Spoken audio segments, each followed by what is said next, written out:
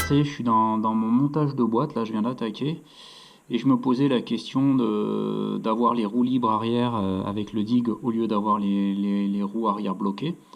Donc ça y est, je viens de comprendre enfin le fonctionnement en montant la boîte. Donc en fait, il y a cette petite pièce là qui va bouger, ça c'est la petite pièce qui est au fond de la boîte, ça c'est le fond de la boîte.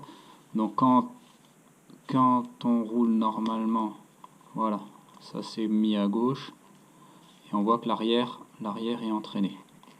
Quand on met le dig en fonctionnement, normalement avec la fourchette tape ça recule, et ça vient s'emboîter là, tac. Mais cette pièce en fait elle est vissée ici au fond de la boîte. Du coup ça c'est bloqué, et du coup on a juste les roues avant qui tournent, mais l'arrière ici, le pont et les roues arrière sont bloquées. Donc en fait moi cette pièce je vais pas la monter, elle me sert à rien. Comme ça quand je vais reculer, j'ai l'avant qui est engagé, mais l'arrière est en roue libre. Et c'est intéressant notamment au niveau d'une grosse marche, j'aurai pas les roues arrière qui vont me bloquer, mais elles vont tourner librement, et j'aurai bien l'avant qui est enclenché pour monter la marche. Par contre je me suis aperçu qu'en fermant la boîte, ici j'ai du jeu, ici là, d'un risque de cliquetis. Du coup j'ai des rondelles qui au chaud là qui me restaient, que j'avais acheté pour monter RX4 là, de calage de boîte. Je vais en mettre quelques-unes histoire que j'ai pas ce jeu là. Du coup j'ai pris une rondelle de 0,3 mm et une rondelle de 0,2.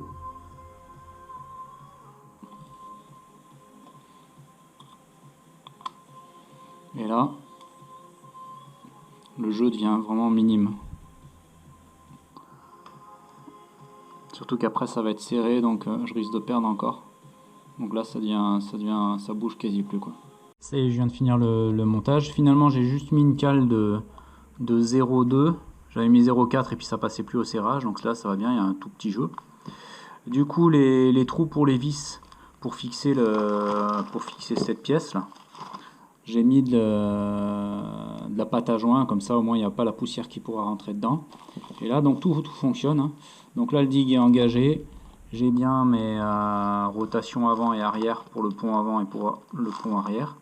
Et dès que je l'écarte, tac, j'ai que le pont avant qui tourne, le pont arrière il tourne pas, et on voit que là il est libre.